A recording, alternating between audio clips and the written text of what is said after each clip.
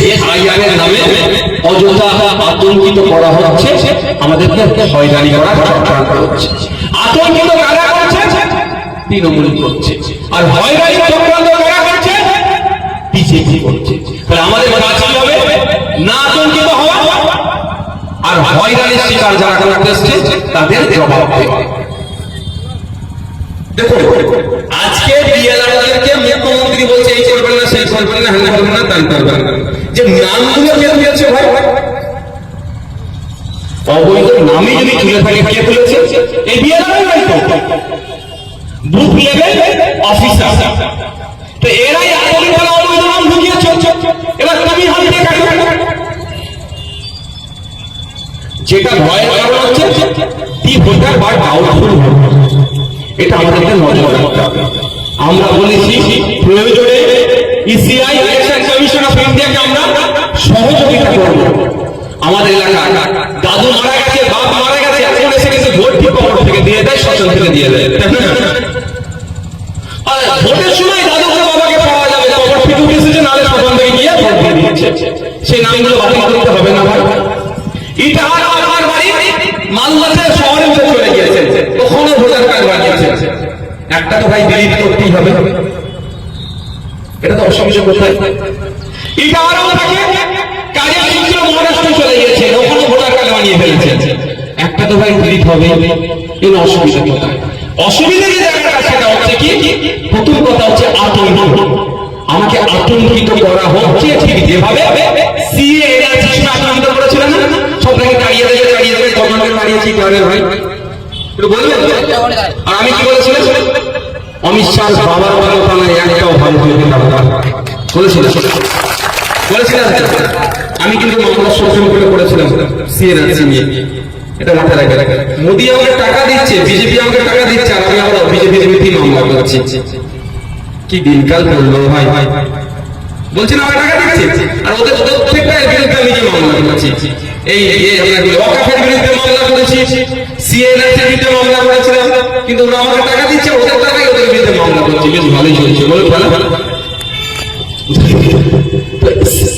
যেটা সমস্যা, সংখ্যালঘু ভাইদেরকে সব থেকে বেশি ভয় দেখাচ্ছে। সংখ্যালঘু ভাইদেরকে আমি বলবো আতঙ্কিত হবে না, আমাকে একবার উত্তর দিতে হবে। আপনার দাদুরা বাংলাদেশ থেকে এসেছে বলতে আসতে বলছেন কেন? বলা কে নেই গেল? আপনার দাদুরা বাংলাদেশ থেকে এসেছে, পাকিস্তান থেকে এসেছে, আফগানিস্তান থেকে এসেছে, তাহলে ভয়ে ভয়ে পাচ্ছেন কেন? প্রথম কথা বলো, ভয় পাচ্ছেন। আপনার শিশু এখানকার, তাহলে আপনি ভয় পাচ্ছেন। আপনার ভয় যদি লাগে একটা জায়গা আপনি শুনলেন, সেটা হচ্ছে ডকুমেন্টসের নামের বানানগুলো আছে।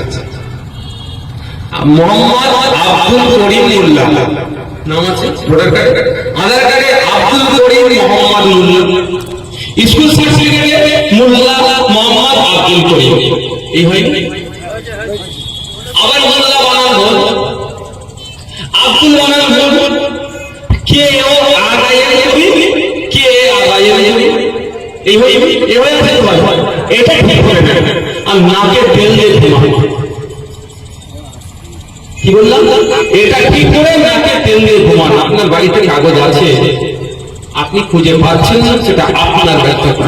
আজকে আপনাদেরকে আমি খুঁজবে সে রাস্তাটা বলে দিয়েছি। আচ্ছা, আপনারা যারা এখানে আছেন, যারা মুসলিম সম্প্রদায়, যারা বেশি ভয় পাচ্ছেন, ভয় খাওয়া হচ্ছে, ভয় পাচ্ছেন, ভয় খাওয়া হচ্ছে। আমি তো ভয় পাই, আমার কাছে আমার দাদার ভোটার লিস্ট আছে, আমার কাছে সবাই দাদার ভোটার লিস্ট পাবে। ওই দেখুন, যারা একটু আপনাদের কাছে দেবে, যারা ছেলে ফেলে দেবে, ইয়ে আছে না, কি বলে ওটাকে, সাইবার কাফে কাফে আছে, বা একটু ছেলে আপডেটেড ছেলে আছে, তাদেরকে বলবে সব বার করে দেবে। ভাই আমি বলবো, আমি অনুরোধ করবো, যারা জানেন পাশের লোকের সহযোগিতা করবেন, আতঙ্কিত হবে না। এটা মাথায় রাখবেন যে আমার দাদু ভারতের দেশকে স্বাধীন করার লড়াইয়ে যুক্ত ছিল, এটা মাথায় রাখবেন, আতঙ্কিত হবে না। আমাকে একটা খুনের মামলাতে দেখেছিল সিআইডি, জানেন না? আমি হাজির হয়ে গেছিলাম। আর একটা মামলাতে দেখেছিল হাতে কম্বল নিয়ে হাজির হয়ে গেছিলাম।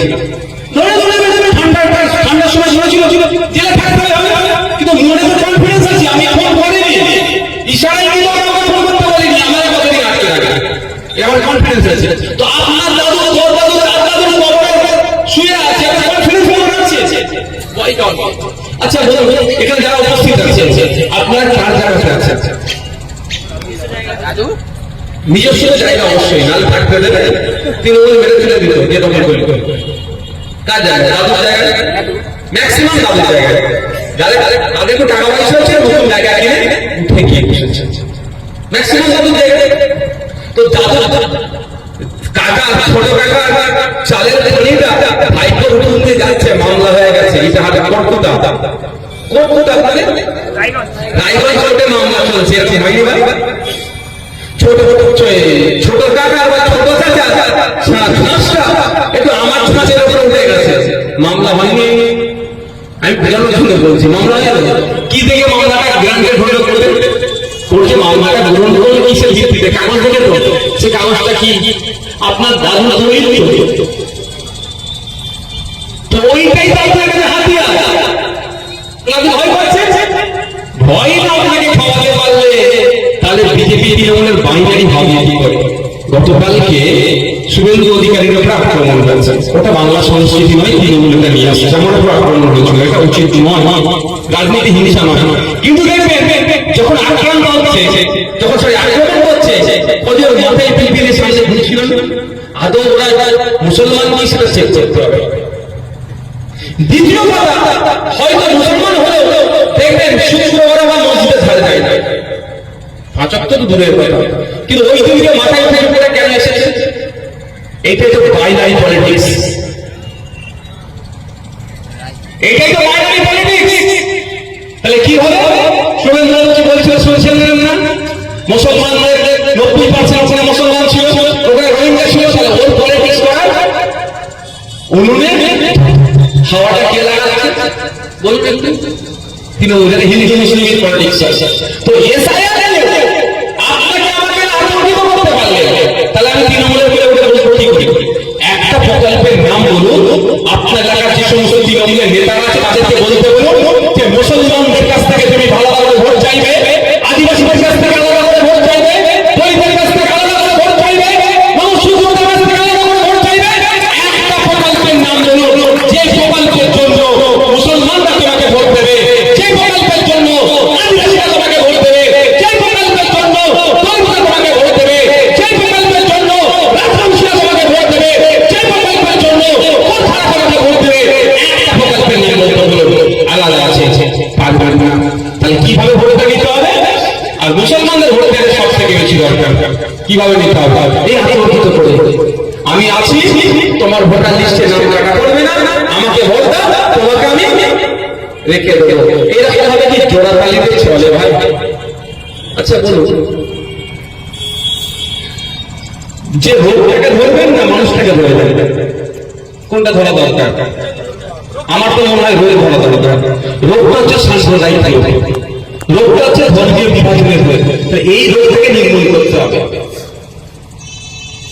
এইখানে যে ঘাস কাছে দেখতে পাচ্ছেন, তাহলে গরু আসছে ছেড়ে ছেড়ে এখানে, আর এখানে যদি ঘাসের বদলে ঘাস যদি না থাকে গরু আসছে। ও তৃণমূল আছে বলে বিজেপি আসছে, তৃণমূলকে বন্ধ করে দিলে বিজেপি আসা বন্ধ হয়ে যাবে।